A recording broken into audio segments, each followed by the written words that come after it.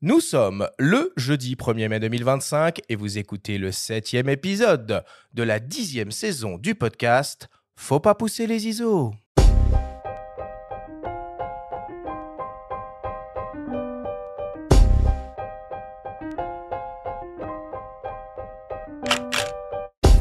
Bienvenue sur Faut pas pousser les ISO, le podcast hebdo pour tous les passionnés de photos et de vidéos.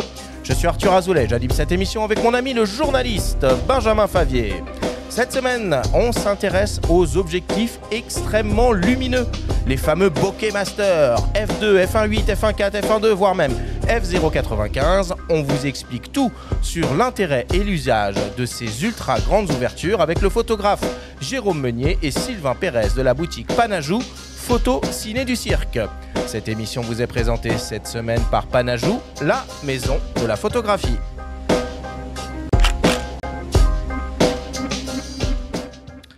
Eh ben c'est parti, reprise Benjamin ce matin, reprise pour cette 7e épisode de la 10e saison du podcast Faut pas pousser les ISO.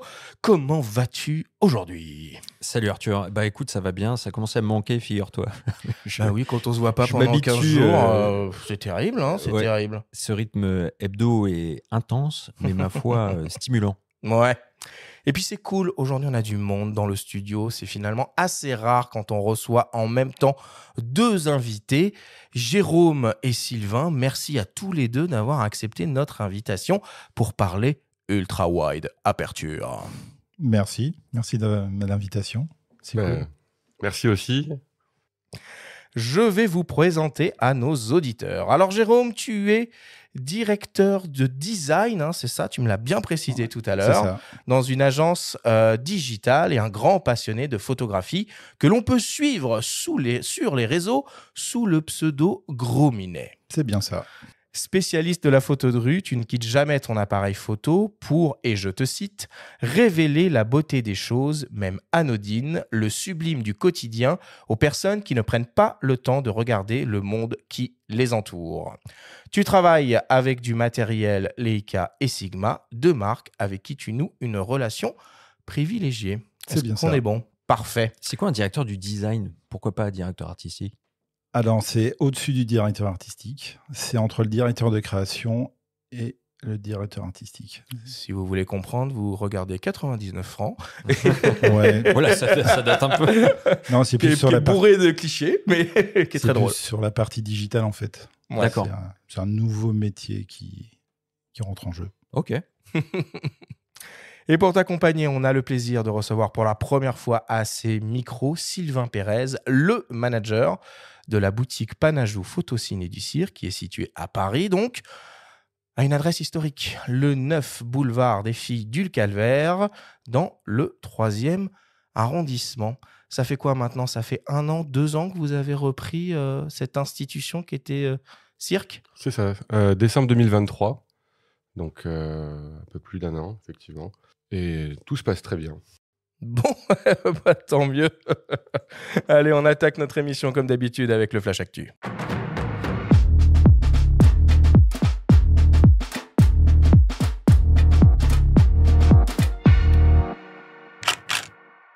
Cette semaine, dans le Flash Actu, Sony innove avec un nouveau petit télézoom ultra lumineux. Viltrox officialise son nouveau bokeh master en gamme lab et on connaît les lauréats de l'édition 2025 des SWPA. Le Flash Actu vous est présenté par Fox.fr, le site des spécialistes de l'image. Sony vient de dévoiler une nouvelle optique majeure et encore jamais vue en gamme G-Master. Après le très remarqué 28-70 mm f2 constant, présenté en fin d'année dernière, voici donc son grand frère, le Télézoom 50-150 mm f2 en gamme G-Master également. Au programme, on retrouve une formule optique de haut vol composée de 19 lentilles réparties en 17 groupes, incluant 2 verres Super ED, 2 lentilles asphériques extrême XA, 2 lentilles asphériques et 3 verres ED. Le constructeur, comme à son habitude, a publié des courbes MTF qui laissent supposer des performances optiques exceptionnelles. L'objectif offre une ouverture maximale ultra-lumineuse constante f2, une première sur cette plage de focale assurée par un diaphragme circulaire à 11 lamelles pour des effets de bokeh particulièrement doux et de très bonnes aptitudes en faibles conditions lumineuses. Précisons d'ailleurs sur ce point que l'objectif est dépourvu de stabilisation optique.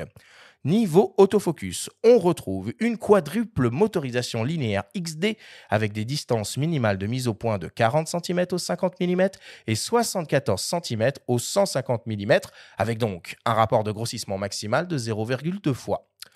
L'objectif reste relativement compact et léger, avec 1,34 kg sur la balance et un encombrement constant d'environ 20 cm pour 10 cm de diamètre. L'objectif tout de blanc vêtu bénéficie d'une construction exemplaire, protégée contre les intempéries et d'une ergonomie professionnelle, avec une bague de diaphragme décrantable, des boutons personnalisables, un collier de fixation trépied. Il n'est pas compatible avec les convertisseurs de focale 1,4 fois et 2 fois. On vous propose d'écouter Baptiste Soto, le directeur commercial de Fox Distri, nous partager son ressenti sur l'arrivée de ce nouvel appareil. Alors, c'est vrai que c'est des focales qui sont assez dépaysantes. On n'est pas habitué à ces types à ces focales-là. On est habitué à nos traditionnels 24-70, 70-200. Et là, on arrive avec des nouvelles plages. Alors, d'un côté, c'est dépaysant.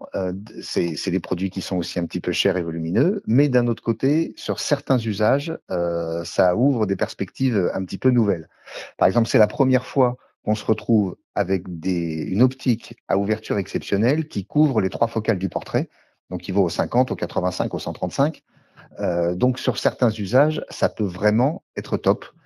Alors je pense particulièrement, il y a l'usage du mariage évidemment, avec petit encombrement au niveau du poids qui n'est pas forcément dans la cible de ce genre de photographe.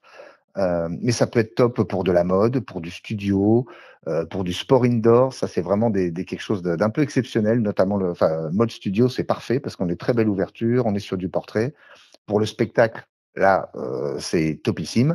Peut-être un petit peu volumineux, mais bon, en spectacle, on est habitué à avoir des optiques un peu grosses, quand des 110-200-2.8 ne sont pas beaucoup moins volumineux. Alors, il y a l'usage particulier de la vidéo. Là, faut attendre j'ai hâte de voir des tests en situation réelle sur de la vidéo de cette optique parce que, alors, d'une part, c'est un 50-150, donc c'est une plage très intéressante en vidéo. Et d'autre part, c'est un zoom interne. Donc, ce qui veut dire qu'il est équilibré. Donc, par rapport à l'usage sur de la vidéo, c'est particulièrement sensible. C'est très, très bien. Ça ne déséquilibre pas l'image. Et avec les stabilisateurs, ça va très bien se marier. Alors, certes, c'est pas donné. Il est un peu volumineux, mais c'est top sur certains usages spécifiques. Et à Sony et aux revendeurs d'apporter des solutions pour ces clients-là, pour trouver des solutions financières pour les accompagner. Enfin, ça, je pense que les distributeurs ont l'intelligence d'avoir une proposition qui permette d'envisager l'acquisition de ce type de produit pour des gens pour qui c'est en termes de budget un peu borderline, parce que c'est vrai qu'à 4 400 €, ça fait un sacré budget, mais ça, encore une fois, ça s'organise et ça s'accompagne. Le nouveau Sony FE 50-150 mm f2 est proposé donc au prix de 4 399 € et sera disponible dès la fin du mois de mai. On continue toujours dans le domaine de l'optique avec Viltrox qui officialise sa deuxième focale fixe ultra lumineuse haut de gamme en série Lab. Après le 135 mm f1.8 de l'année dernière, voici venu un 35 mm f1.2 proposé en monture Sony E et capable de couvrir naturellement le format 24-36 mm pour les photographes de reportage, mais aussi pourquoi pas de portraits, de paysages, d'astro, voire même d'architecture. Au programme, on retrouve une formule optique de haut vol composée de 15 lentilles réparties en 10 groupes, incluant 5 verres ED, une lentille asphérique UA et 3 verres HR. Il offre une ouverture maximale de f1.2 associée à un diaphragme à 11 lamelles. On retrouve une motorisation autofocus hyper VCM ultra rapide, précise et silencieuse, avec une conception qui limite le phénomène de focus breathing. L'objectif dispose d'un petit écran LCD sur lequel s'affiche la distance de mise au point, le mode de mise au point et l'ouverture sélectionnée. On retrouve une bague de diaphragme manuelle qu'il est possible de décranter grâce à un interrupteur et 2 boutons personnalisables. Pour le reste, cet objectif jouit d'une protection contre les intempéries et intègre un port USB-C pour les mises à jour de firmware. Il pèse 910 grammes et mesure environ 12 cm de long. Le nouveau Viltrox à f35 mm f1 de Lab en monture Sony E est proposé au prix de 1 099 €. Et pour terminer, la 18e édition des SWPA pour Sony World Photography Awards vient de se terminer par une grande exposition et une remise des prix à Londres à la Somerset House.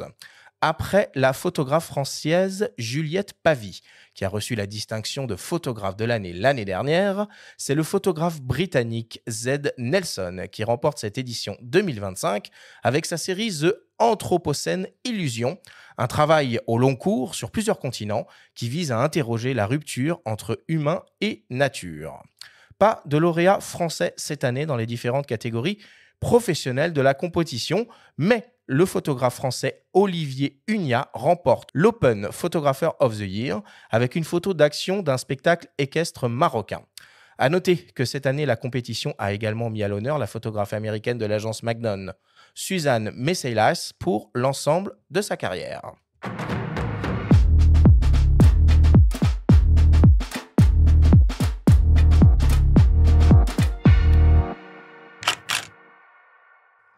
Voilà pour l'actualité cette semaine. Encore une fois, Benjamin a tourné autour des nouveautés optiques et Sony qui déroule ses concepts toujours plus séduisants, toujours plus impressionnants, mais encore toujours plus chers. C'est bien, ils sont dans le thème de l'émission, après le 2870 F2. Je voulais avoir l'avis de Sylvain un peu sur ce nouveau 50-150. C'est intéressant ce que disait Baptiste aussi. C'est un peu aux revendeurs de se l'approprier et de faire en sorte d'expliquer aussi les usages permis par ce type d'optique qui est, il est vrai, très volumineuse, très chère aussi, quoi. Bien sûr, nous, quand les clients viennent en boutique pour acquérir une nouvelle optique, nous, on se doit de leur présenter toute la gamme de ce qu'ils peuvent obtenir. Le 50-150 sera, à mon avis, pas très difficile à justifier de par l'ouverture, tout comme le 28-70 l'est aujourd'hui. On a sur ces plages focales l'équivalent de plusieurs optiques fixes contenues dans une même optique qui certes est volumineuse, mais très qualitative aussi. Comment tu vois ça, toi, Jérôme, toi qui es venu avec un petit Leica et un tout petit 35 mm? Alors, je préfère avoir une focale fixe avec une seule ouverture, enfin une seule focale en fait, que d'avoir plusieurs focales sur ce type d'optique. Raison pour la compacité de l'optique. Et puis, pour le trimballer toute la journée à faire de la street photographie, c'est quand même un petit peu compliqué, quoi. On risque d'avoir mal aux épaules. Oui, et puis ce 50-150, il n'est pas si gros que ça, hein. En termes de poids et de gabarit. C'est peu ou prou la même chose, peu ou prou, hein. Je mets bien des guillemets là-dedans, qu'un 70-200 mm f2.8. C'est pas la première fois qu'on commence à voir un peu ce plage de focale. Souvenez-vous, Tamron et Samyang ont aussi une proposition qui va un peu dans ce sens, avec un 35-150 mm, un peu plus large donc. Mais et ouverture glissante aussi, voilà. F2 2.8. Ouais, mais 2.8, ça va quand même. Mais déjà, non, c'est des propositions qui sont super intéressantes en tout cas. Beaucoup moins chères, beaucoup plus abordables. Dans la série des nouveautés optiques, je ne vous ai pas tout dit, hein, évidemment, sinon on y serait passé 2 heures. Un mot très rapidement. On a Samyang, justement, qui s'est associé à Schneider Kreuznach pour développer et annoncer un nouveau zoom grand angle 24-36 en monture Sony E, un 14-24 mm f2.8. Et on a Tamron aussi, qui a annoncé décliner son 18-300 mm APS-C donc, très prochainement pour cet été, en monture Canon RF et Nikon Z. Benjamin, est-ce qu'il y a d'autres actualités que tu voulais évoquer cette semaine ? Il faut signaler, on reparle de Sony à nouveau, mais c'est important, il y a des mises à jour très très importantes qui ont été mises à disposition, notamment pour la 7S3 et pour la 7CR2. C'est important et surtout la 7S3, il faut se souvenir qu'il est sorti en 2020, donc c'était il y a 5 ans. Et on attend la 7S4 ? Avant la 7S3, la 7S2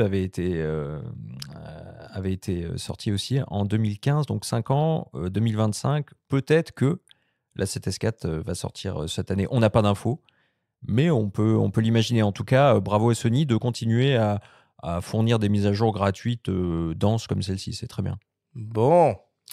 Allez, on va clore le Flash Actu cette semaine là-dessus et on passe à la suite. Benjamin, avec ta story, ta chronique hebdomadaire. Et cette semaine, tu te penches sur les mesures de restriction entrées en vigueur au Japon pour éviter que les photographes bousculent la culture locale par leur mauvais comportement. La story vous est présentée cette semaine par Camara, première coopérative de passionnés photo avec 90 magasins spécialisés photos et vidéos partout en France.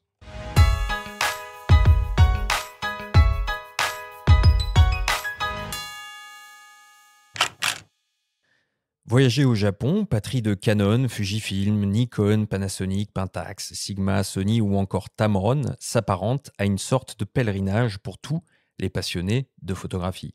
Pour autant, tout n'est pas permis quand on déambule avec son appareil au pays de Moriyama. Encore moins quand les comportements passent outre la bienséance locale. Nous avions évoqué une initiative de la ville de Fujikawaguchiko l'an dernier. Un spot en plein centre-ville offrait une vue improbable sur le mont Fuji. Les visiteurs, toujours plus nombreux, rivalisaient d'incivilité pour immortaliser le célèbre sommet enneigé. Les autorités ont mis fin à la mascarade en dressant un filet opaque à cet endroit. Ils l'ont discrètement retiré depuis, avant le passage d'un typhon, et ne l'ont pas remis en place. Un conseiller municipal a toutefois confié à l'AFP qu'ils le feront si la situation dégénère à nouveau. Autre symbole de la culture japonaise, les geishas ont été victimes d'agissements déplacés ou prises en photo à leur insu alors que la photographie est prohibée dans le célèbre quartier de Gion, à Kyoto, où évoluent ces femmes vêtues de tenues traditionnelles. La zone est désormais interdite d'accès aux touristes, seuls les clients et résidents peuvent s'y promener. Même les photographes japonais doivent s'acquitter d'un droit à l'image pour faire poser les geishas ou leurs apprentis, les maiko. Un article paru dans Asahi Shimbun, un des quotidiens les plus lus au monde, récemment relayé et traduit dans l'hebdomadaire Courrier International, nous apprend que les geishas et maiko bénéficient d'un droit de publicité. En pratique, il est donc interdit pour les photographes, même accrédités, même s'ils ont payé pour la séance, d'utiliser leurs images à des fins commerciales, à moins de signer un contrat de licence. Ces mesures soulignent un point essentiel, selon la présidente de l'Union des Hanamachi de Kyoto, les quartiers en fleurs traditionnelles où travaillent les geishas. Je cite, « Les geishas et les meiko ne sont pas des mannequins vêtus de beaux kimonos, mais l'incarnation même de la culture japonaise. » Elle rappelle aussi que la publication d'images de ces femmes sur les réseaux sociaux sans autorisation préalable est illégale. Derrière ces interdictions, il y a la volonté de préserver les intérêts économiques, mais aussi le statut social des geishas et des hanamachi qui participent au rayonnement culturel du pays. Le Japon a beau être le bastion de l'industrie photographique, le culte de l'instant décisif et des reels Instagram s'incline devant les traditions.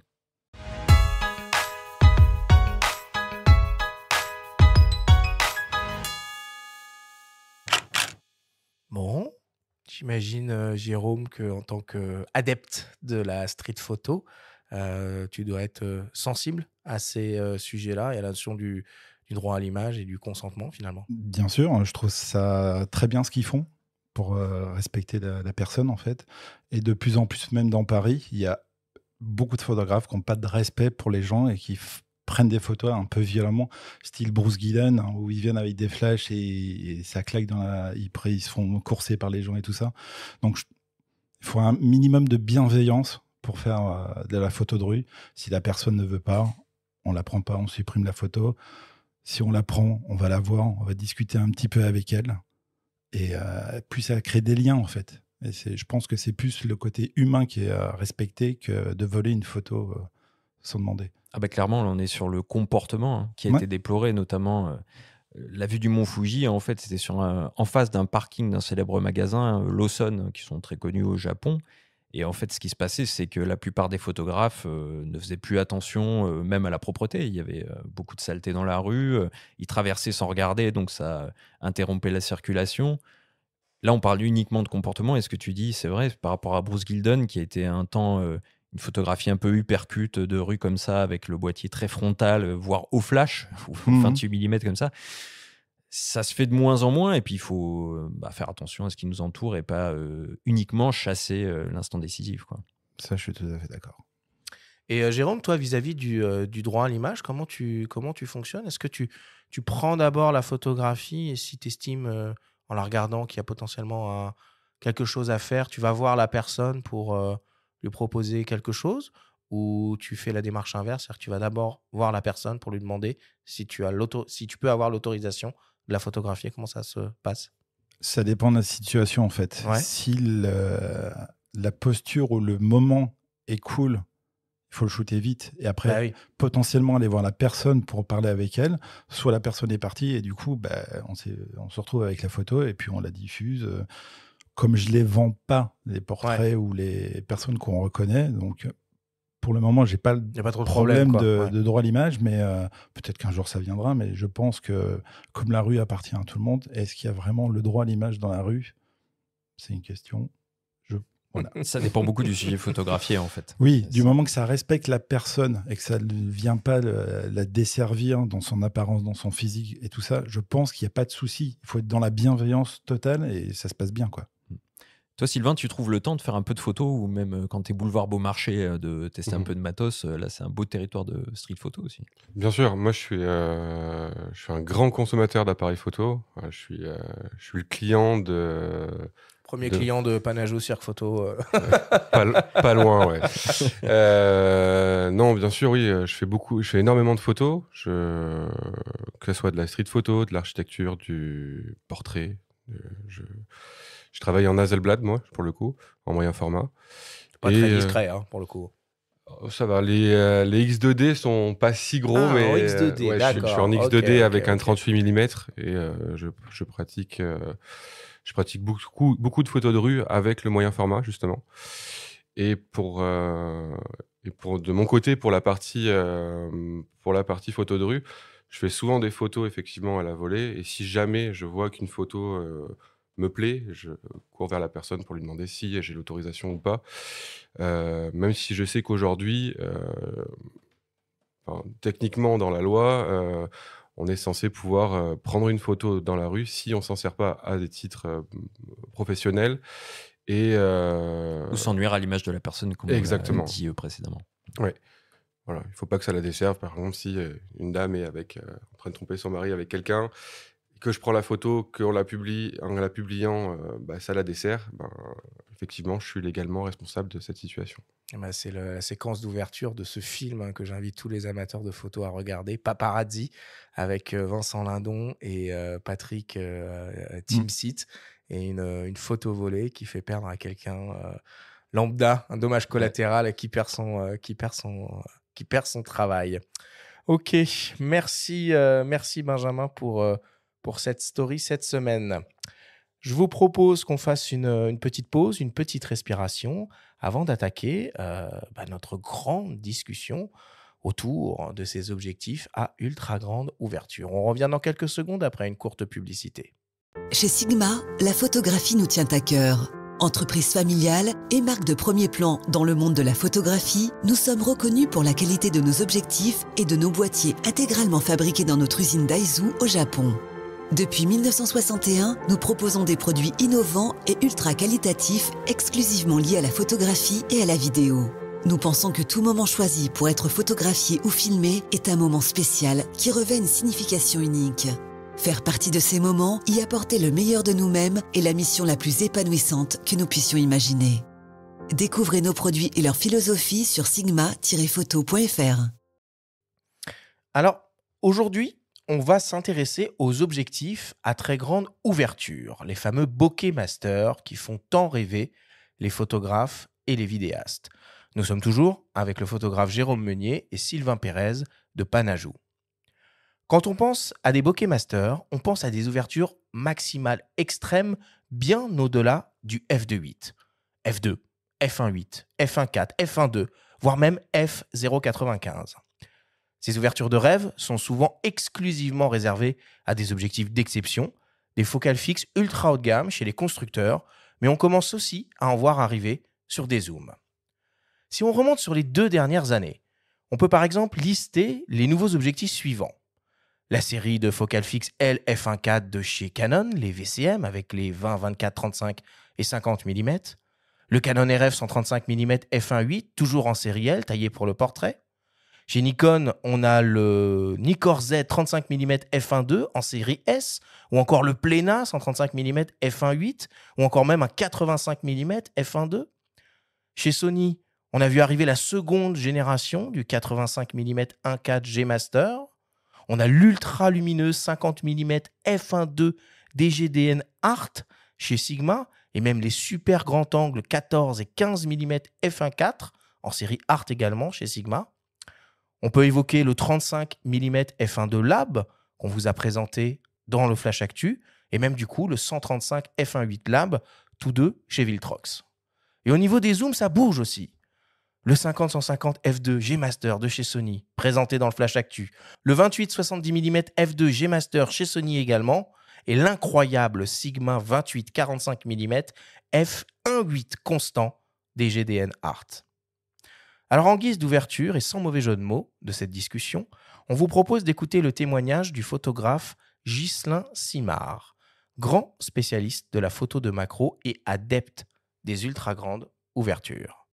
Les objectifs à très grande ouverture ont en fait une écriture graphique bien spécifique et ce que je cherche avec ces optiques-là, dans ma pratique, un peu je dirais non conventionnelle de la proxy photo, hein, parce que, ma spécialité c'est de photographier, les insectes en plein vol, c'est de pouvoir, offrir des cadrages, très larges sur l'univers dans lequel mes petits sujets évoluent, de manière à montrer aussi bien leur environnement que leur, acrobatie aérienne.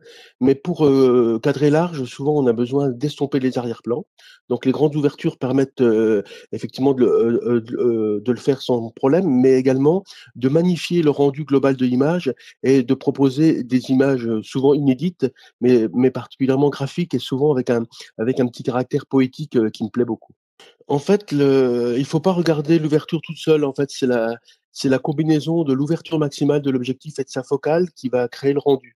Donc sur une focale, je reste standard proche de 50 millimètres, il faut viser du f1.2 et vous savez même que moi je vais plus loin parce que j'utilise le fameux Noct Nikkor qui ouvre à 0,95 hein, pour les focales standards. Pour les courter l'objectif, moi je suis aussi un fan d'une optique qui existe maintenant dans de nombreuses gammes. Donc j'utilise beaucoup le 135 mm f1.8 Plena qui est un excellent compromis entre, petit téléobjectif et très grande ouverture. Et puis plus on va monter dans les hautes focales, plus il faut, accepter que le diaphragme soit un un peu plus fermé. Donc il y a aussi une optique que j'adore beaucoup et qui est au-delà de f2, qui ouvre à 2.8, mais c'est le 400-2.8 qui est aussi, est un objectif qu'on peut considérer objectif à très grande ouverture et qui procure une écriture, une écriture graphique vraiment fantastique dans le domaine des longues focales. En ce moment, j'ai un nouveau projet qui me conduit à photographier, les libellules, en vol et ces insectes-là volant au-dessus de l'eau, je suis obligé d'utiliser un téléobjectif pour, conserver une distance de travail, confortable et adaptée au fait que, mon appareil va rester au bord de l'eau alors que mon sujet est au-dessus de l'eau et pour utiliser, une optique, qui a vraiment un rendu bokeh, exceptionnel et j'ai eu la possibilité d'utiliser un 300 millimètres f2, pas f2.8, hein, qui est déjà une optique exceptionnelle, mais je parle bien d'un 300 millimètres f2, qui est une optique que Nikon avait, conçue pour les Jeux olympiques de 1984 à Los Angeles. Donc, c'est une optique qui a plus de 40 ans. Mais, cette association, j'en parlais tout à l'heure, de la focale, 300 millimètres avec l'ouverture exceptionnelle de f2, produit des rendus d'image absolument exceptionnels. Bon, c'est toujours évidemment un plaisir d'entendre Ghislain, qui est extrêmement inspirant. Et puis, pour ceux qui n'ont pas la chance de déjà connaître son travail, allez voir ces images. C'est tout simplement délirant ce qu'il arrive à faire en proxy et en macro-photographie. Alors, quand on pense objectif à très grande ouverture, le premier intérêt qui nous vient en tête, c'est naturellement la possibilité de réaliser des effets de profondeur de champ ultra marqués. Jérôme, est-ce que tu peux prendre ta casquette de professeur de photographie et essayer de nous expliquer ce qu'est la profondeur de champ et en quoi l'ouverture de l'objectif a un impact sur sa taille et donc sur le bokeh d'une image? Alors, plus on a plein d'ouvertures, plus le sujet qui va être au premier plan va se détacher de l'arrière-plan, qui va créer un effet un peu 3D dans la photo, en fait. Moi, c'est ce que je recherche dans les grandes ouvertures, c'est cet effet 3D où on va isoler la personne dans son contexte, mais avec des flous derrière, du bokeh, du crémeux. Enfin, ça va raconter une autre histoire sur la photo, tout en ayant un mouvement d'une personne ou d'un objet, ou peu importe, en premier plan. Donc, on recrée une histoire dans l'histoire, en fait. Et c'est ça qui est génial avec les grandes ouvertures, c'est que même en pleine journée, avec les capteurs numériques, maintenant, on peut descendre les vitesses au maximum. On peut jouer aussi avec les molettes pour régler, pour avoir moins de luminosité sur le capteur et avoir cet effet 3D en permanence. C'est ce que signifie le terme bokeh d'ailleurs, Ouais. qui est un terme japonais. Donc, il y a la notion de flou qui est importante, qu'elle soit à l'arrière-plan ou à l'avant-plan d'ailleurs. On Ouais. peut jouer à tous Ah les oui. niveaux et avoir ce que tu désignes comme un effet 3D, mais qui est très parlant. Ouais. Et c'est ça qui est génial. Moi, c'est ce que je préfère dans la photo de rue, c'est de isoler la personne, en fait. De créer ces petits bokeh. Alors, quand il y a des arbres, c'est encore mieux. Quand il y a des scènes de rue derrière, c'est encore mieux parce que ça virevolte dans tous les sens. C'est génial parce que ça recompose une autre photo dans la photo, quoi. Et on va rappeler quand même, peut-être pour nos auditeurs les plus novices, qu'il faut faire une petite mécanique intellectuelle, puisque on dit qu'un objectif est lumineux quand sa valeur d'ouverture maximale est la plus petite possible, et donc son diaphragme le plus ouvert, c'est-à-dire qu'il laisse passer un maximum de lumière. Sur cette notion de profondeur de champ et de bokeh, donc il y a évidemment un impact par l'ouverture de l'objectif, mais pas que. Est-ce que Sylvain, tu peux nous parler des autres paramètres qui vont jouer sur ce fameux flou d'arrière-plan? Oui, effectivement. Donc, il y a toute la taille de la focale. Donc, plus la focale est grande, à ouverture équivalente, plus la démarcation, ce qu'on appelle le bokeh, le flou d'arrière-plan, va être prononcé. Et il y a aussi effectivement la taille du capteur, qu'on soit sur un micro 4 tiers, APS-C ou plein format ou moyen format. L'impact de la taille et de l'ouverture va être différente aussi. Et la distance par rapport au sujet. Et c'est ça. C'est un élément qui est aussi vachement important, qui permet parfois d'obtenir des bokehs surprenants avec des optiques pas forcément super lumineuses en plus. Ouais, la distance de mise au point. Et puis, même si on pousse ce raisonnement-là encore un peu plus loin, Benjamin, on peut aussi rentrer la notion finalement de distance entre le sujet et son arrière-plan. C'est sûr que si on fait une photo de quelqu'un assis sur une chaise juste derrière un mur, on n'aura pas du tout le même rendu que si l'arrière-plan est positionné à 4, 5, 10, 20 mètres, voire même complètement l'infini. Alors, quand on décide de se faire plaisir avec un objectif type bokeh master, tu l'as évoqué, Ghislain l'a évoqué, la notion de focale est hyper importante. Il ne faut pas regarder uniquement la valeur d'ouverture maximale. Ce qui fait que finalement, des objectifs à portrait, considérés comme des bokeh master, on va trouver des 85 mm 1.4, mais aussi des 135 mm 1.8. Entre les deux, c'est lequel qui procure le bokeh le plus impressionnant d'expérience? Qui sont les photographes qui vont opter pour un 85 mm et les autres qui vont opter pour un 135 mm? Alors, c'est surtout une question de goût et de préférence sur la focale, parce que chaque focale a une déformation, entre guillemets, particulière. Un 85 n'aura pas la même réaction sur la déformation sur les visages qu'un 135. C'est une question de goût. J'ai des clients qui préfèrent effectivement le 135 et d'autres qui préfèrent le traditionnel 85 pour le portrait. Et sans rappeler que des photographes de portrait comme Steve McCurry utilisaient aussi un 105 mm.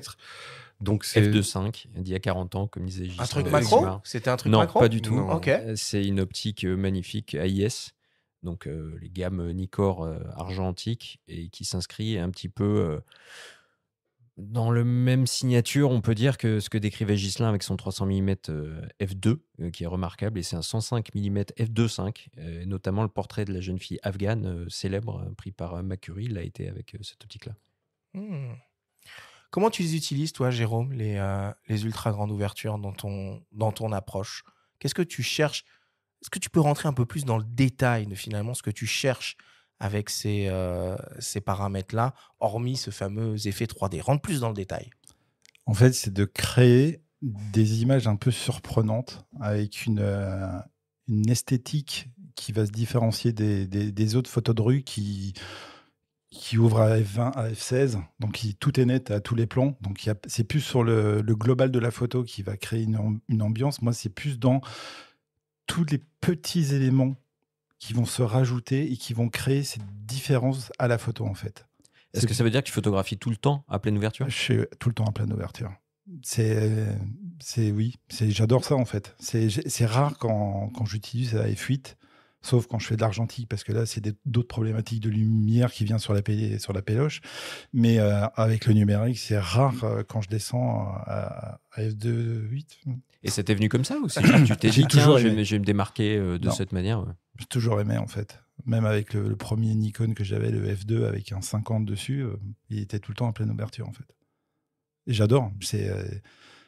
C'est tout ce petit bokeh crème, enfin, c'est toute cette situation, mais quitte à même mettre des bagues à allonge pour avoir des optiques, pour faire vraiment shooter à 20 cm, pour créer tout ce Bollywood dans le bokeh, en fait.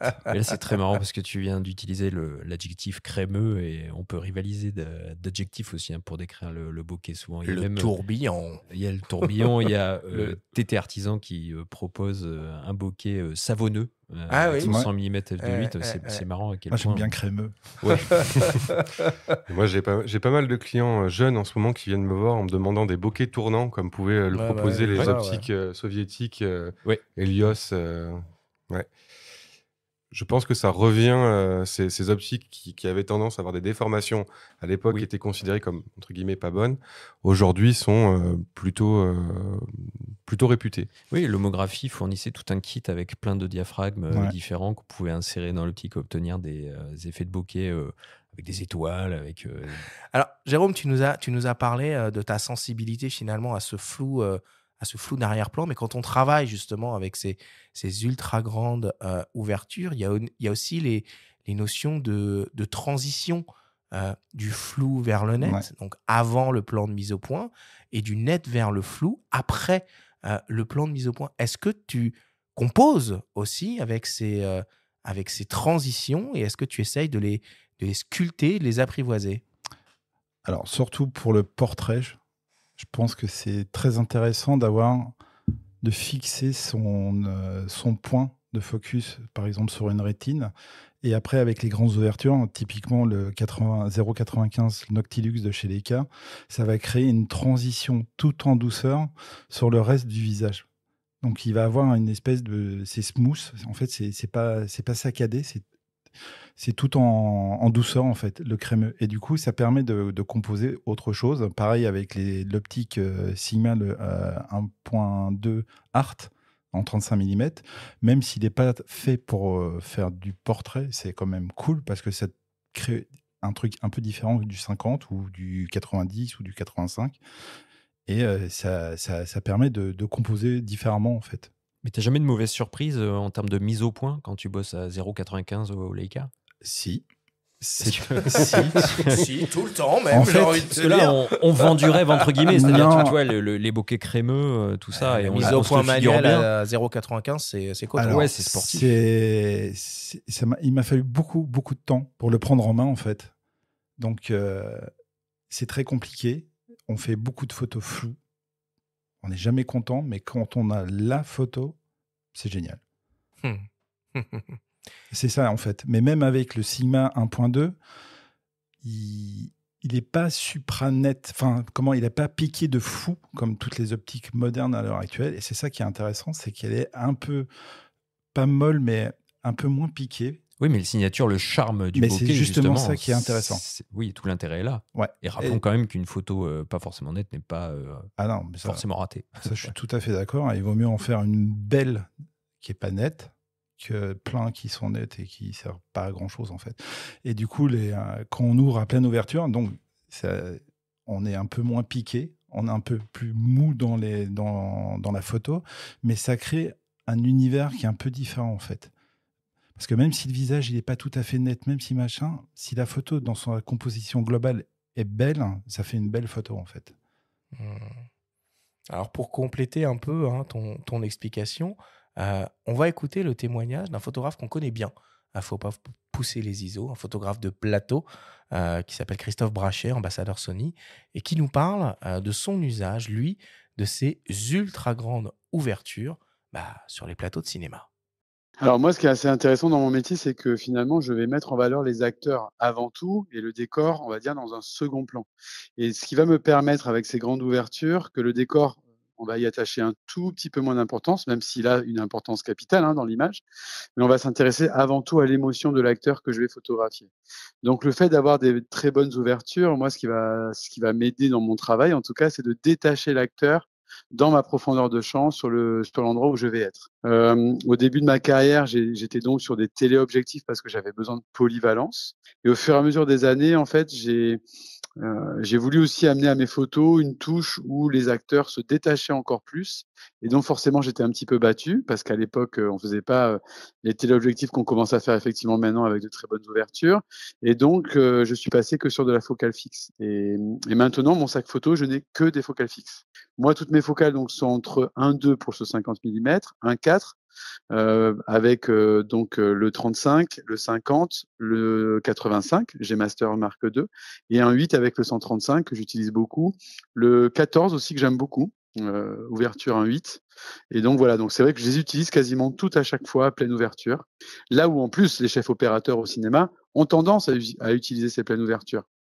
Donc si je veux avoir aussi quelque chose de très cinématographique, la pleine ouverture peut m'amener ça. Même si on ne l'utilise pas tout le temps, bien évidemment, mais par moment, en tout cas, elle est hyper importante. Mais ça peut m'arriver comme là récemment, sur le tournage sur lequel je suis. Donc en ce moment, je suis en tournage avec Guillaume Canet, Marion Cotillard et Denis Ménochet, où j'avais mes deux personnages et ils n'étaient pas sur une même ligne. Donc, je me suis permis de me mettre à 2,8, 3,2, 4, ce qui est très rare chez moi.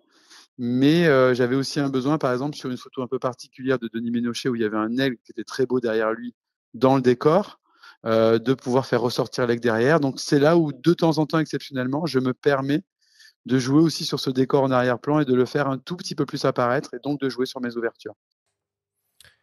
C'est ça, Sylvain, que les gens ils viennent chercher en magasin, les photographes et les vidéastes, quand ils veulent investir dans un objectif à très grande ouverture, ce fameux effet 3D dont on parle depuis un moment maintenant, où ils sont plus dans une logique de se dire, OK, qui peut le plus peut le moins. Si j'ai un objectif ultra lumineux, je pourrais faire ça, mais je pourrais aussi faire le reste.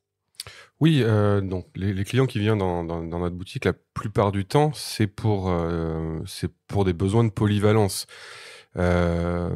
Effectivement, nous, on leur conseille généralement de prendre ce qui est le plus adapté à leurs besoins.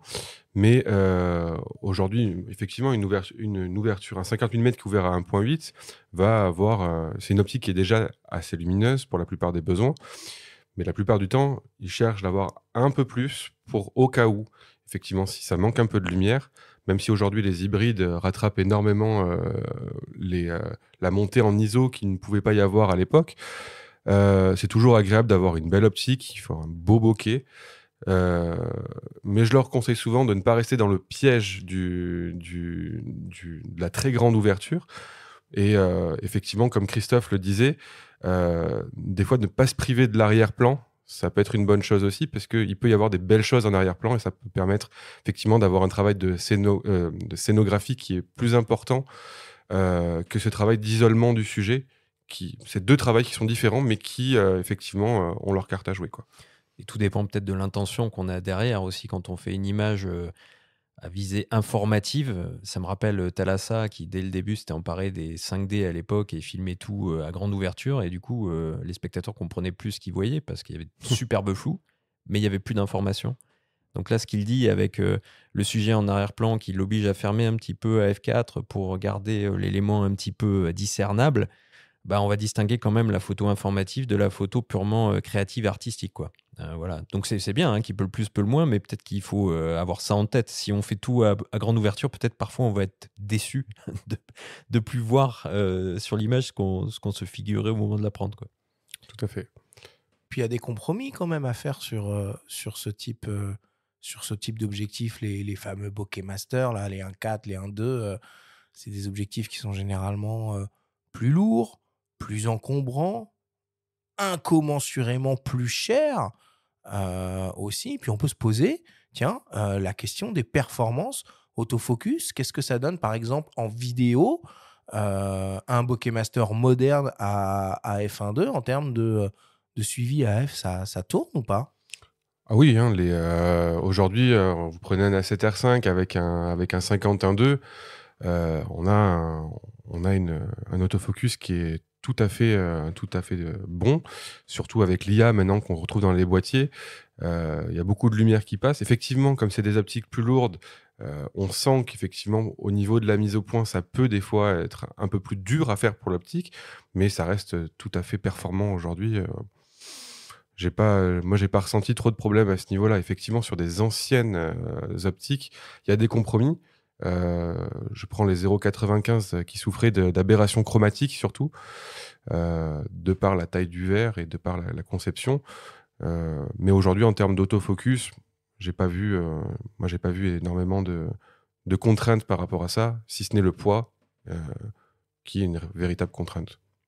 Toi, quand tu utilises le Sigma 35 mm f1.2 par exemple, bon, outre le poids hein, dont on parle, C'est gros, oui. ouais, en termes d'AF, tu Euh, le gères comment? Des fois, le boîtier ne suit pas parce que il faut faire la mise au point rapidement sur un mouvement ou quelque chose comme ça. Oui, il est dans les choux au total, mais ça, je pense que c'est la plupart des appareils photo, globalement. Beaucoup, en tout cas. Mais comme moi, je fais plus de la photo, donc la street, mais un peu posée, un peu cadrée, je prépare tout, sauf sur le moment. Donc, ça souffre pas trop. Et des fois, je le débraye en manuel pour avoir ce plaisir, comme sur les anciennes optiques Leica ou autres. Même sur les optiques contemporaries, des fois, je les débraye parce que c'est quand même plus sympa de créer son autofocus soi-même pour être sûr d'avoir le point qu'on veut, quoi. Surtout que sur les contemporaries, il y a le plaisir de manipuler les bagues aussi. Hein. Ah ouais, grave. Alors, le second intérêt d'un objectif à ultra grande ouverture qui nous vient en tête aussi, c'est finalement la possibilité de travailler confortablement dans de faibles conditions lumineuses. On vous propose d'écouter le témoignage du photographe Sylvain Gardère qui nous donne son point de vue sur le sujet. Je suis spécialisé en photographie de reportage, on va dire, au sens large. C'est-à-dire que je fais du reportage mariage ou du reportage pour les entreprises, par exemple des journées portes ouvertes ou des congrès ou ce type d'événements. Et sur ces reportages-là, j'aime travailler avec des optiques fixes qui vont être un 20 mm f1.4 ou un 50 mm f1.4 pour la plupart du temps. Et parfois, j'utilise un 135 mm, donc tous de la série Art de Sigma. Pour ma part, la grande ouverture, c'est important parce que moi, je considère que qui peut le plus peut le moins. Je ne suis pas un fan d'utilisation de grande ouverture, absolument. Mais par contre, il m'arrive régulièrement de travailler en intérieur. Ça va être le cas pour les églises dans les mariages ou pour les congrès. Et j'aime l'idée de ne pas trop monter haut en ISO ou de devoir d'augmenter mon temps de pause. Donc, je préfère avoir des objectifs qui sont capables d'ouvrir au maximum. Je me rends bien compte au fil des évolutions des appareils photo que la montée en ISO est de mieux en mieux gérée et que ça nous permettrait d'avoir des objectifs qui auraient une ouverture de diaph qui serait moins importante et donc aussi des objectifs qui seraient plus légers à utiliser, moins imposants. Ceci étant, l'ISO, je trouve que la montée en ISO, je trouve qu'elle est bien gérée sur les photos contrastées, mais quand on se retrouve à avoir des photos qui sont dans des conditions lumineuses un peu compliquées comme des contre-jours en basse lumière ou des photos peu contrastées en basse lumière, à ce moment-là, je trouve que la montée en ISO n'est plus aussi efficace qu'elle est dans des situations contrastées. Et là, je préfère carrément pouvoir ouvrir mon diaphragme plutôt que monter les ISO. Et par ailleurs, oui, la stabilisation des optiques ou des capteurs peut aider, mais en situation de reportage, si on a du flou de mouvement de nos personnages, alors ça peut être intéressant de temps en temps, mais pas toujours. Donc on est quand même limité par ça en situation de reportage. Ouais, c'est vrai qu'on peut quand même se demander si ça a encore du sens, cet argument-là. Aujourd'hui, on a des boîtiers ultra performants en termes de montée ISO, où on peut tranquillement, sans trop de soucis, faire des images à 6400, 12800, 25600 ISO même, tout ça couplé à des stabilisations capteurs toujours plus performantes. Je crois que certains constructeurs annoncent jusqu'à 7 IL de compensation. Plus que ça même. Plus que ça même. Bon, Sylvain, est-ce que l'ultra grande ouverture a encore du sens de ce point de vue-là? Bien sûr, elle a toujours un sens. De par là, encore une fois, c'est une question de polyvalence et de qui peut le plus, peut le moins. Aujourd'hui, et c'est aussi des optiques qui font rêver. C'est pour ça que les gens le choisissent surtout, choisissent des objectifs à grande ouverture. L'isolation de l'arrière-plan, il n'y a pas qu'une question de lumière, c'est ce qu'on disait au tout début de l'émission, c'est qu'il y a effectivement l'isolation du sujet qui rentre en compte et la possibilité de tout faire avec. Mais tout à fait. Et je pense qu'il faut en revenir aussi au plaisir d'usage de ces optiques-là. On a parlé tout à l'heure des bagues, des Sigma Eye Contemporary, par exemple. C'est valable pour les optiques Nikon, Nikkor AIS des années 70-80. C'est un truc ultra important. À un moment où on va prendre une certaine optique, ou peut-être le TT Artisan bulle de savon, dont je parlais tout à l'heure, on sait qu'on va faire des images un peu singulières, différentes. On va pouvoir aussi isoler un sujet, mais avec du coup ce rendu, cette patte un petit peu particulière qui peut à elle-même justifier le fait de prendre ce matériel et faire une photo, quoi. Ouais, tout à fait d'accord. Dans le cadre d'utilisation des faibles conditions lumineuses, il y a quand même une discipline où, pour le coup, on va aller chercher au maximum les ultra grandes ouvertures. C'est l'astrophotographie, donc la photographie du ciel et des étoiles. Bon, évidemment, quand on pense astro, on pense grand angle, on pense focale fixe, on pense rotule équatoriale. Et si on regarde par exemple... On pense à Thierry Legault, on pense à Thierry Legault, évidemment, formidable dans cette discipline. Et quand on regarde par exemple le catalogue de Sigma, c'est assez barjot finalement le nombre de focales fixes en gamme Art à 1.4 qui proposent en ultra grand angle. On a un 14 mm f1.4, un 15 mm f1.4 dénommé diagonale fisheye, un 20 mm 1.4 et même un 24 mm 1.4. Comment on choisit finalement la bonne focale en astro? Et juste, je compléterai en disant que Sony vient de sortir un intéressant 16 mm f1.8 aussi. Très compact, très sympathique. Et très bon aussi. Donc, comment on choisit? En fait, pour faire de l'astrophoto, c'est le temps. Alors, peut-être que j'ai une bêtise, hein, mais c'est le temps par rapport à la distance focale qui va être déterminante. Parce qu'effectivement, si on n'a pas de monture équatoriale, plus j'ai une optique longue, moins je vais pouvoir exposer ma photo. Ce qui paraît logique. Effectivement, puisque la Terre tourne. Et du coup, si on veut pas avoir cet effet nuit étoilée d'étoiles filantes... Qui peut être très sympa au demeurant. Pour avoir tout ce côté voie lactée que les photographes cherchent énormément, on va utiliser une focale qui est de plus en plus courte pour pouvoir avoir le maximum de temps d'exposition. Donc la plupart du temps, c'est du 14, du 12 mm. Mais effectivement, chez Sigma, il y a un très bon 14 1.4 qui, pour de l'astrophoto, est pour moi une des meilleures optiques aujourd'hui, quoi. Tu l'as déjà testé Pas du tout. C'est pas une focale qui m'intéresse en fait. Pour de la street, t'imagines tout ce que tu pourrais rentrer comme scène de vie là-dedans quand même. J'ai testé le 20 mm, mais... c'est trop grand temps pour toi, ça. C'était au 35. Trop grand. Ouais, je préfère le 35 ou le 50 qui est parfait, quoi.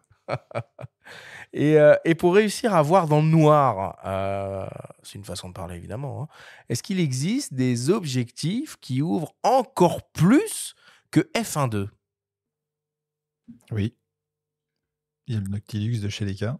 Alors, à part celui-là, qui est quand même un peu à part, Sylvain, si on veut aller au-delà du f1.2, à quoi on a accès? Alors aujourd'hui, on va avoir accès donc effectivement au Noctilux Leica, on va avoir accès au Nikon Noct 0.95 qui a la contrainte d'être en manuel du coup. On n'a pas d'autofocus, dû par le fait que l'optique est déjà assez volumineuse. À l'époque, on avait les fameux Zeiss, les 0.95 qui étaient faits pour pour la NASA ou dans le film de Kubrick qui avait besoin d'éclairer uniquement à la bougie. Ouais, mais ça, tu les vends pas en magasin, ceux-là. Ça arrive d'en avoir d'occasion. C'est vrai? Non, j'en ai jamais vu. Mais les Leica, effectivement, on en voit souvent passer. Il y a des artisans qui font ce genre d'optique aussi, mais qui ont la contrainte, effectivement, d'avoir beaucoup d'aberrations chromatiques. Et, Il y a un Fujinon en APS-C qui ouvre à 1. Oui, 50 mm. 50, oui, effectivement. 50. Ouais, en mise au point manuel, on a aussi des petites séries de focales fixes chez Laowa dans la gamme Argus. Et j'ai vu passer il y a quelques jours une nouvelle série aussi F095 chez Voigtlander.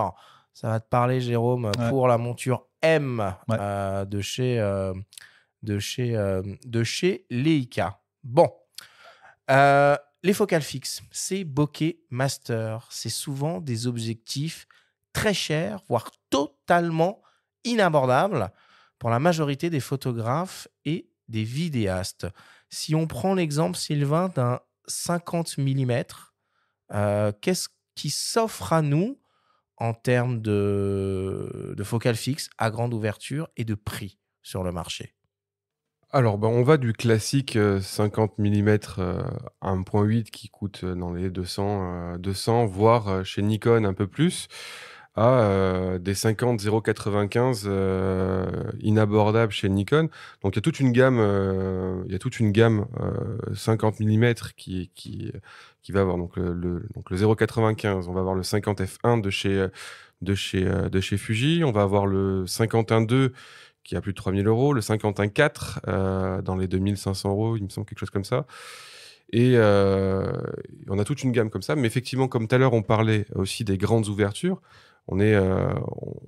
Par rapport à la taille de la focale, on a aussi donc les 135, le 135 Nikon qui est aux alentours des 3 000 €, le 135 Sony qui est autour des 2 000. Et on a aussi donc les grands téléobjectifs qui permettent aussi de séparer le sujet, comme les 600 mm f4, les 400 2.8. C'est des objectifs qui sont très chers, mais qui permettent de faire rêver toujours autant de personnes. Alors, si pour la majorité des constructeurs, la montée en gamme des focales fixes se fait généralement dans le sens des ouvertures maximales, autrement dit, plus l'objectif est lumineux, plus il est cher, c'est presque toujours le cas.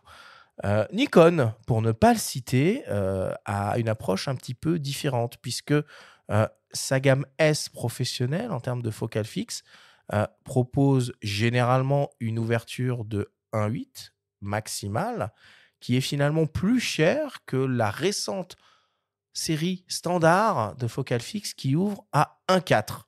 Alors, ils ont évidemment sur certaines focales aussi des versions 1.2, mais globalement, une focale fixe 1.4 chez Nikon est moins chère qu'une focale fixe 1.8 professionnelle en gamme S. On vous propose d'écouter le témoignage d'Alexandre Canguilhem de Camara Brive qui tente de nous éclairer sur le sujet. Je pense que Nikon a voulu frapper un grand coup et surtout se différencier en créant une gamme f1.4 qui soit un peu plus grand public que leur gamme 1.8. Les gens qui vont chercher à s'équiper en matériel vont voir en fait que chez Nikon, ils vont avoir un 1.4 qui est accessible, là où chez Sony ou Canon ou Fuji ou des choses comme ça, on va se retrouver avec des prix assez élevés sur du f1.4. Donc je pense qu'ils vont récupérer un petit peu de clientèle par rapport à ce produit d'appel. Par contre, à partir du moment où on a des 1.8, je vois pas comment on peut justifier de mettre des 1.4 plus entrée de gamme que des 1.8. Voilà, c'est ça qui perturbe pas mal de monde et nous les premiers en magasin. Beaucoup de Nikonistes voient aussi par rapport à la qualité d'optique, vu que les gens ont des Z7 II, des Z8 avec des capteurs qui sont très pixelisés. On va prendre le cas par exemple du Z8 qui a plus de 40 millions de pixels. Des gens vont vouloir forcément ce qui se fait de mieux et des optiques qui sont en accord avec la qualité du capteur. Et pour ça, malheureusement pour la logique en fait de la gamme, c'est forcément les gammes S, donc les gammes professionnelles qui vont être le plus performantes sur ce type de capteur. Et forcément un 1.8 en S sera forcément plus qualitatif qu'un 1.4 qui lui est vraiment badgé, donc non S, donc vraiment plutôt une optique entrée de gamme. Ça en fait pas une mauvaise optique. Par contre, c'est sûr que sur un capteur qui est ultra performant et ultra défini, en fait, on verra assez vite les limites sur les 1.4 grand public, alors que le f1.8 qui est ciblé S, lui aura largement la possibilité d'amener toute la définition possible en fait d'un capteur aussi pixelisé. Et il s'en sort bien. Je trouve finalement sur l'explication, Sylvain, ça doit être un enfer à expliquer en magasin la montée en gamme des focales fixes chez Nikon. C'est pas facile, surtout pour les gens qui ont vendu le 50 mm 1.8 pour acheter le 1.4.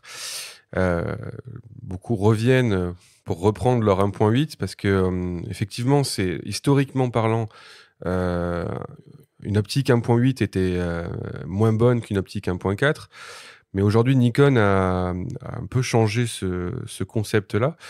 Et on se retrouve avec des optiques qui sont effectivement entre guillemets, de moins bonne qualité, qui tiennent moins les 45 millions de pixels sur les optiques 1.4 que les optiques 1.8. Et aussi, en termes d'autofocus, sont moins rapides. Et de construction un peu moins qualitative aussi. Exactement. Donc aujourd'hui, c'est toute la nuance sur ces optiques-là, c'est qu'effectivement, on peut se faire plaisir avec un 1.4 pour moins cher, mais par contre, avec la contrainte d'avoir une optique qui est moins rapide, moins qualitative, donc moins piquée, et moins bien construite sur toute cette gamme-là, quoi. Alors pour le coup, chez Sigma, c'est quand même un peu plus simple et logique. Donc on a la gamme Contemporary, qu'on apprécie beaucoup, parce qu'elle a un niveau de finition métallique avec des petites bagues. Alors c'est les e-Contemporary. Oui, ça va, e-Contemporary. Parce que les Contemporary, il y en a beaucoup. Oui. Non, mais là, je parle des focales fixes lumineuses, là, qui tournent grosso modo autour de f2 en ouverture maximale. Ensuite, on a les séries Art. C'est pas compliqué, c'est 1.4 ou 1.8 selon les cas. Et sur certaines focales particulières, il y a du 1.4 et il y a même du 1.2. Donc là, grosso modo, la montée en gamme est quand même un peu plus logique. Mais, objectivement, Jérôme, est-ce que visuellement, on est capable d'apprécier une différence entre une photo prise à 2, à 1.4 ou à 1.2 ? Oui. Mais pas tout le monde ne va pas le voir, en fait. C'est surtout l'utilisateur qui va comprendre sa photo, qui va voir que s'il a ouvert un 1.4, ça va être beaucoup plus flou, crémeux, etc. À f2, ça va être un peu plus net, tout en gardant des flous quand même derrière. Parce que c'est comme disons plutôt un 8, un 8, un 4. Est-ce que vraiment il y a une différence ? Parce que c'est souvent là que se pose le débat. Je pense pas qu'il y ait vraiment de différence, en fait. Ça va être dans le noir, peut-être, ouais. Si on fait des photos de nuit dans la rue, tout ça, oui. Tu vas avoir une différence parce que ça va être un peu moins lumineux, il va y avoir un peu moins de bokeh, il va y avoir un peu moins de côté joyeux dans la photo. Mais non, je pense pas qu'on voit vraiment la différence. Entre 1.4 et 2, oui. Parce que... Non, mais je suis assez d'accord. Mais ça va être vraiment subtil. C'est vraiment pour ceux qui vraiment veulent faire plaisir en disant « Ouais, t'as vu là, machin, truc. » Ouais, bon. Bon, alors du coup, la question fatidique, ça vaut le coup d'investir dans du 1.4 quand finalement le 1.8 ou le 2 fait le taf. Oui. Elle est dure celle-là. Elle n'est pas facile dans le sens où en fait ça dépend vraiment de l'utilisateur. Aujourd'hui, encore une fois, on peut travailler avec une optique en f2, mais ça dépend des conditions. Effectivement, en conditions, par exemple dans une église, ou pour isoler un sujet d'une certaine manière, ou pour avoir cet effet waouh du bokeh, ça vaut le coup. Et donc c'est pour ça que toutes les marques aujourd'hui sortent ces espèces de gros zooms aussi qui comprennent plusieurs optiques fixes à l'intérieur, parce que ça permet toujours de rendre une photo un peu plus belle, un peu plus impressionnante. Oui, puis au-delà de l'esthétisme, enfin, dans leur témoignage, Christophe puis Sylvain l'ont signalé aussi, il y a parfois préserver la montée en ISO, tout simplement. Ça peut être une raison aussi suffisante d'opter pour une optique un poil plus lumineuse, ne serait-ce que pour ça, dans des conditions intérieures dans une église ou sur un plateau de tournage. Puis il y a la notion aussi un peu de la qualité optique et du piqué, justement, à cette pleine ouverture. Moi, je me souviens que des focales fixes ultra haut de gamme, de l'Air du réflexe, que ce soit la série L chez Canon ou les optiques professionnelles chez Nikon, très lumineuses, très bon au centre, à la pleine ouverture, mais dès qu'on s'éloigne du centre, on commence à avoir quand même un piqué qui baisse en chute libre. Qu'est-ce qu'il en est aujourd'hui sur des optiques modernes, des f1.2, des f1.4, de cette qualité optique, de ce piqué, de cette homogénéité à la pleine ouverture, selon vous? Si on nommait les 50 1.4 de chez Nikon, la plupart du temps, plus on descend effectivement sur les grandes ouvertures, moins le piqué sera bon. Et quand on commence à fermer l'optique, on a ce qu'on appelle le meilleur du piqué de l'image généralement sur des optiques qui ouvrent à 1.4. On est très bon on peut être très bon à 1.4, excellent sur un 8 et piqué maximum à 2.8. C'est pareil pour une optique qui ouvre à 2.8. Généralement, on a le maximum du bokeh, le maximum du piqué, sur du f4, f5.6. Toi qui es utilisateur des Hasselblad moyen format, on en profite du coup parce que c'est finalement assez rare. Il y a une expérience et une sensibilité particulière avec le bokeh, avec ces grands capteurs. Est-ce que tu peux un peu nous en parler?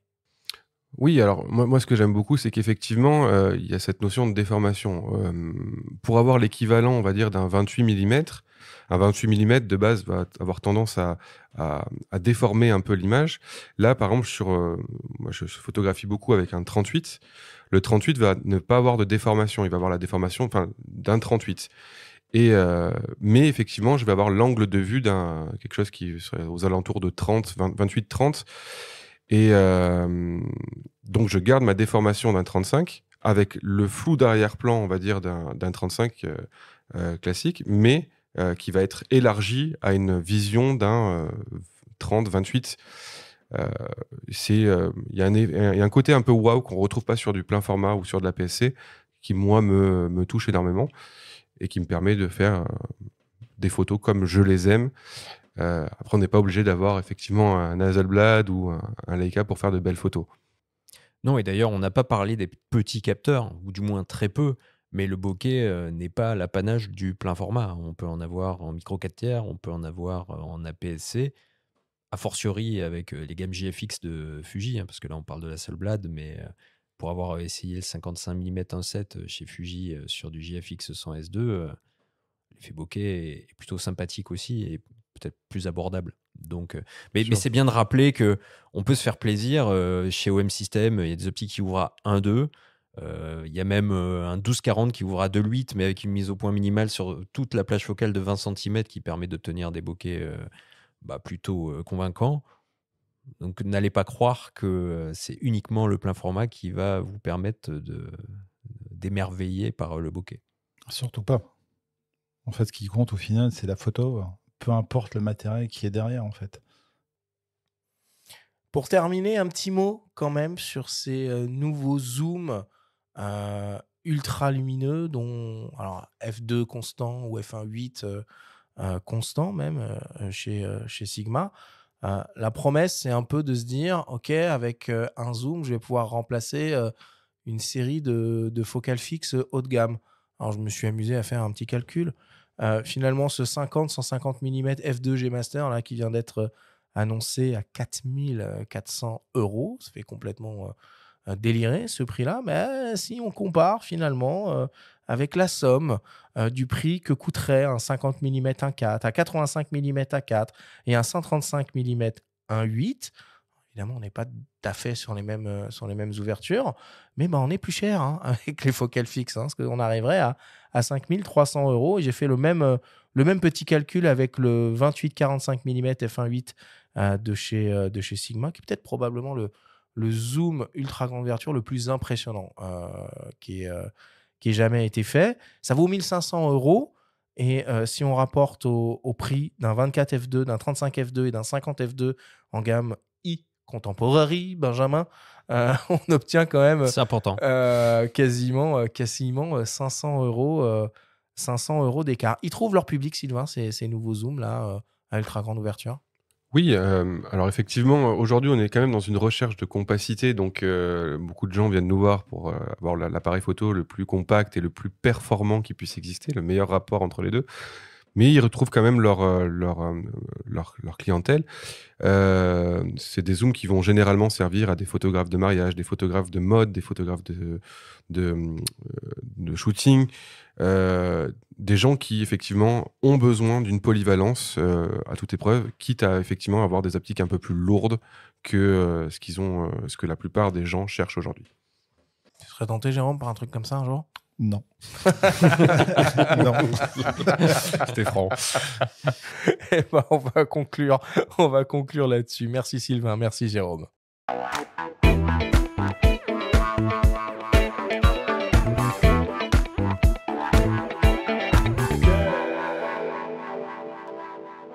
Nous sommes toujours avec le photographe Jérôme Meunier et Sylvain Pérez de Panajou pour cette grande discussion autour des objectifs à ultra grande ouverture.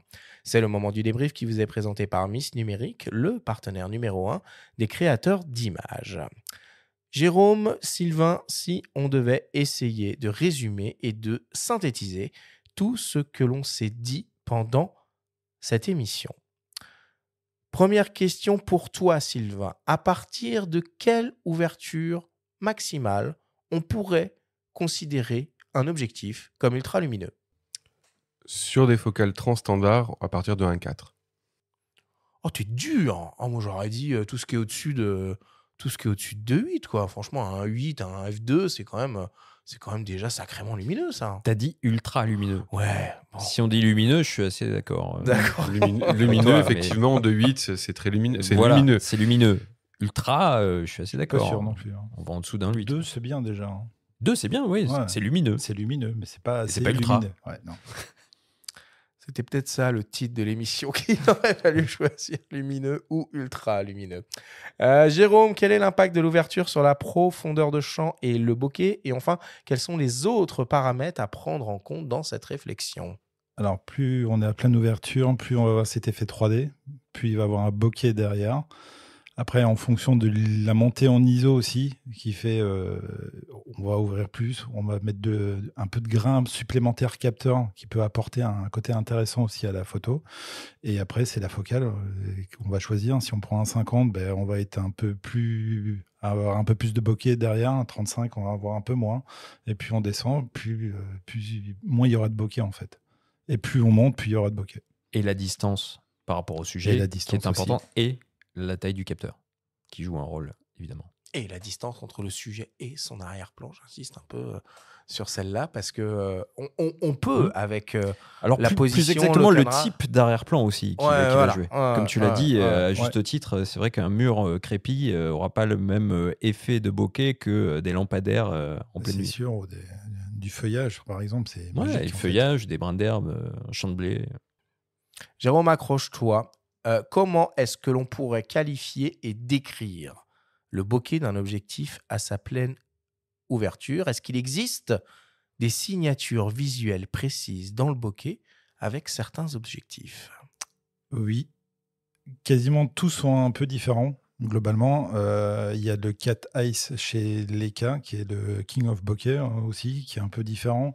Chez Sigma, ça va être un peu différent. Après, sur les optiques un peu plus modernes, ça va être un peu plus crémeux, un peu plus doux dans les bokeh. Si on est sur des vieilles optiques, ça va être tournoyant sur certaines optiques. En fait, ça va dépendre du niveau de bokeh qu'on veut. Donc, il y a plein d'optiques pour ça. Hein. Il y en a pléthore. Hein. On peut choisir ce qu'on veut. Mais tout dépend le type de bokeh. S'il veut tourner, juste avoir des petites bulles bien rondes, bien faites, ou si c'est des œils de chat, ou voilà. Il y en a pour tous les goûts, en fait. Vive les bagues adaptatrices pour mettre les vieux cailloux sur les hybrides. Non, mais c'est vrai. C'est génial. C'est génial, en fait. Quoi. Parce que ça ouvre d'autres possibilités sur la photo, en fait. Sylvain, si on vient te voir en boutique et qu'on te pose la question suivante, quelle sera ta réponse? Finalement, ça sert à quoi un objectif ultra lumineux et dans quel type de situation je peux être amené à l'exploiter et l'utiliser? Alors, je vais utiliser deux exemples. Le premier, effectivement, en basse luminosité, où je ne peux pas effectivement monter les ISO. Et après, effectivement, pour démarquer le sujet de son arrière-plan, pour moi, c'est les deux conditions les plus marquantes pour l'utilisation d'une optique ultralumineuse. Jérôme, est-ce qu'on peut percevoir la différence entre une photo prise à f1.8 et une autre prise à f1.4 à sujet, focal et distance de mise au point équivalente? Je pense pas. En fait, ça va être quasiment imperceptible. En fait, il faut vraiment être expert ou avoir une loupe sur la photo pour voir vraiment la différence. En fait. Sylvain, est-ce que la qualité optique des objectifs modernes à pleine ouverture est bonne? Elle est bonne, mais le maximum du piqué de l'optique s'obtiendra pas effectivement à la pleine ouverture de l'optique. Quel budget envisager, Sylvain, si on veut investir dans un objectif? Alors là, je vais revenir à ultra ou à grande ouverture. On en trouve à tous les prix. Effectivement, à grande ouverture, on a les fameux 50 mm 1.8 ou les 85 mm 1.8, par exemple chez Sony, qui sont excellents. On peut monter effectivement à plusieurs milliers d'euros pour des optiques ultra effectivement lumineuses. Ma dernière question, Sylvain, pour toi. Est-ce qu'un zoom ultra lumineux, comme on peut le voir chez Sigma ou chez Sony, par exemple, ou même chez Canon, tiens, peut réellement remplacer une série de focales fixes? À titre perso, moi, je préfère avoir plusieurs focales fixes. Mais effectivement, si j'avais un besoin un peu, entre guillemets, un peu plus professionnel sur du tournage, par exemple, comme peut l'avoir Christophe, ou sur d'autres, sur du mariage ou ce genre de choses où on n'a pas le temps de changer d'optique, effectivement, c'est des optiques qui sont merveilleuses et qui vont trouver leur public, j'en ai aucun doute. Merci Jérôme, merci Sylvain pour toutes ces explications.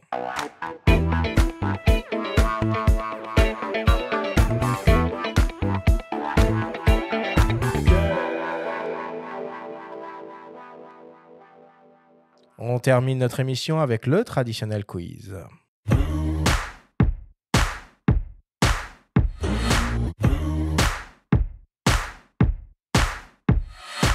Messieurs, le principe du quiz est très simple. On a reçu des questions de la part de nos auditeurs qu'ils vous ont posées via notre compte Instagram.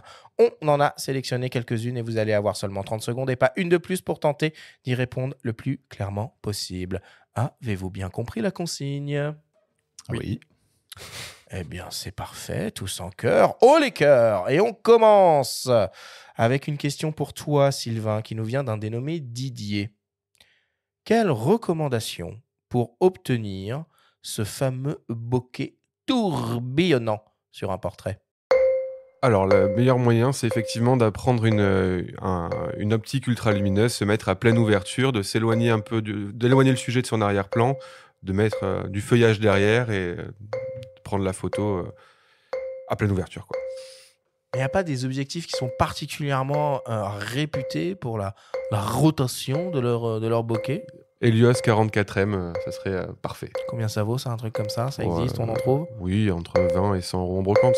Wow, trop cool. En hybride, récemment, le Plena, qui a été cité pendant l'émission C'est pas le même prix, ça. par Ghislain, procure aussi un bokeh magnifique. Après, il y a le 40CL de chez Leica qui est très bien aussi, ou Minolta, peu importe. Le 40F2, je l'ai et j'adore l'utiliser avec des bagues sur tous les hybrides. Fantastique. Fantastique, et le bokeh est tournant. Alors, piqué, nul, mais c'est formidable pas ça qu'on bokeh. Exactement. Et mise au point manuelle, évidemment. Deuxième question pour toi, Jérôme, qui nous vient d'un dénommé Henri. J'ai une belle focale fixe professionnelle conçue pour le réflexe, mais à la pleine ouverture, le rendu est mou et non homogène. Je pense que c'est normal, parce que généralement, quand on a des grandes ouvertures, le rendu est un peu plus mou qu'à f2, ce qui est tout à fait normal, en fait. Ça reste dans l'acceptable, en fait, pour ce type d'optique. Donc, c'est très bien, parce que ça fait une signature différente sur la photo, et je pense qu'il faut plus en jouer, se l'approprier, pour en faire quelque chose de bien, que de prendre ça comme une optique moins bonne, en fait. Ouais. J'ai quand même la sensation que les constructeurs essayent, sur les dernières générations de focales fixes, là, comme ça, un peu hyper exclusives, de proposer des rendus parfaits dès la plus grande ouverture, ultra sharp, ultra homogène, et on perd, comme tu dis, un peu cette douceur et cette imperfection qui faisait un peu la signature visuelle Ouais, je de n'irai ces images. pas jusqu'à dire qu'on le perd. Néanmoins, pour en venir à Nikon par rapport au f1.4 et f1.8, les f1.8, même dès la pleine ouverture, sont Ça vraiment tabasse. excellents Bah ouais, voilà, par c'est ça. rapport à ce qu'ils faisaient en réflexe. Hein. C'est étonnant. Je pense que c'est une demande de l'utilisateur d'avoir des pleines ouvertures, sharp. Mais pour moi, c'est pas ça en fait. C'est pleine ouverture, il faut un peu de douceur. Il faut apporter quelque chose d'un peu différent, ou sinon toutes les optiques vont être pareilles au final, quoi. Oui, il faut de la douceur et puis il faut aussi tenir compte de l'évolution des capteurs et de la définition des capteurs. D'ailleurs, Fujifilm, sur sa série X100, a proposé une version 2 de son optique mise à jour parce qu'ils anticipaient l'arrivée du 40 millions de pixels. Donc l'optique est toujours un petit peu molle à f2, mais on va dire que ça soutient la définition désormais plus haute par rapport aux premières versions. Troisième question pour toi, Sylvain, qui nous vient d'une dénommée Pascal. C'est chaud, la mise au point et le suivi AF en vidéo à f1.2 ? Alors effectivement, en vidéo, c'est pas facile, mais ça permet d'obtenir des rendus qui sont ultra cinématographiques, qui permettent de bien isoler le sujet, donc des fois ça peut valoir le coup. Et il faut une bonne maîtrise du follow focus pour pouvoir faire la mise au point à f1.2. Ah, donc puis, ça carrément, dépend de laisse la- tomber la F, quoi. Oh, je pense que ça dépend si on est sur Sony ou pas. Sony, en termes ou Canon, par exemple, en termes de détection des yeux, peut être très bon, mais je pense pas que ça soit fait pour ça, en tout cas. Donc ça dépend de la focale beaucoup aussi. C'est-à-dire que c'est peut-être plus difficile avec un 50 qu'avec un 35 par exemple. Enfin, plus la focale est longue aussi et plus c'est difficile. C'est vrai. Quatrième question pour terminer, et pour toi toujours, Sylvain, qui nous vient d'un dénommé Antoine. Celle-là, elle est bon. Qui a déjà investi dans le Noct F095 de Nikon ? Cette question se tient grave. Alors, je les connais pas tous personnellement, mais T'en as vendu ? oui, bien sûr, Mais j'en ai vendu c'est quelques-uns. quel genre de Des boîtes de profil ? prod peut-être. Il y a plusieurs types de profils. Il y a le collectionneur, il y a la personne qui veut effectivement avoir la meilleure ouverture. J'ai un papy qui l'a acheté, qui Ouais est très content. Ouais, il adore son optique. Tu peux rappeler le prix de cet objectif ? Je me souviens plus très bien, mais c'était presque 6 ou 7 000. Ouais, au moins, je crois. Ouais, je crois que c'était même plus cher que ça. Mais... Vraiment quelque chose d'exception.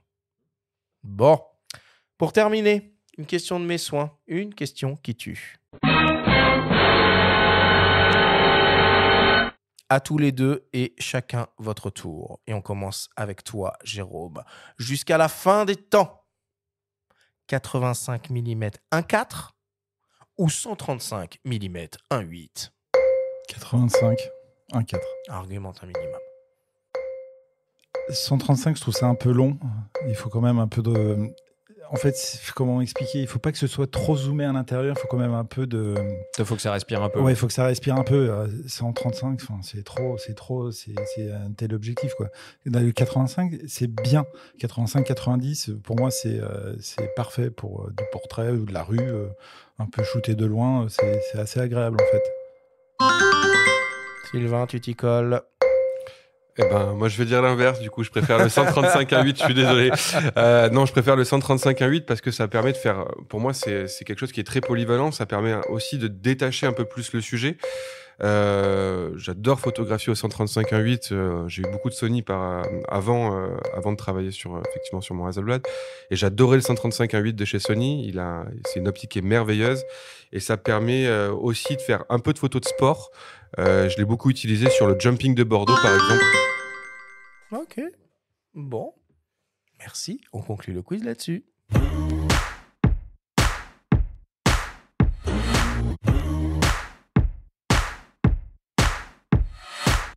Messieurs, nous voilà désormais à la fin de cette émission. Jérôme, Sylvain, merci d'avoir accepté notre invitation, d'être venus à nos micros dans notre studio.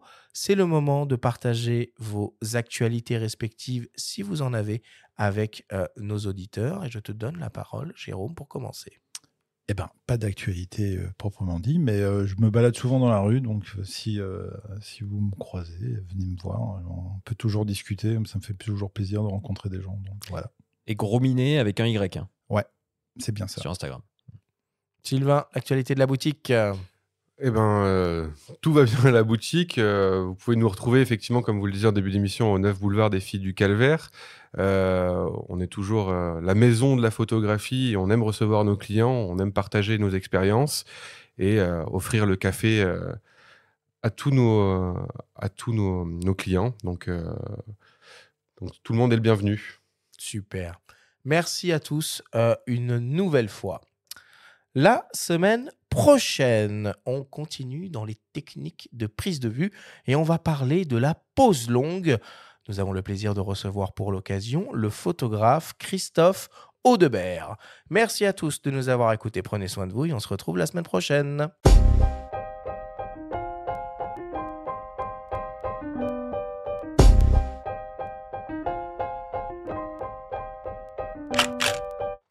C'était Faut pas pousser les ISO, le podcast hebdo pour tous les passionnés de photos et de vidéos. Toutes les semaines, retrouvez Arthur Azoulay, Benjamin Favier et leurs invités pour parler de sujets matos, techniques et inspiration. Cette émission vous a été présentée par Panajou, la maison de la photographie. Abonnez-vous à notre chaîne et retrouvez l'intégralité de nos émissions depuis toutes les plateformes d'écoute, comme Spotify, Apple Podcast, Deezer, Amazon Music et YouTube. Si vous aimez notre podcast, n'hésitez pas à liker, à vous abonner et à nous laisser un petit commentaire.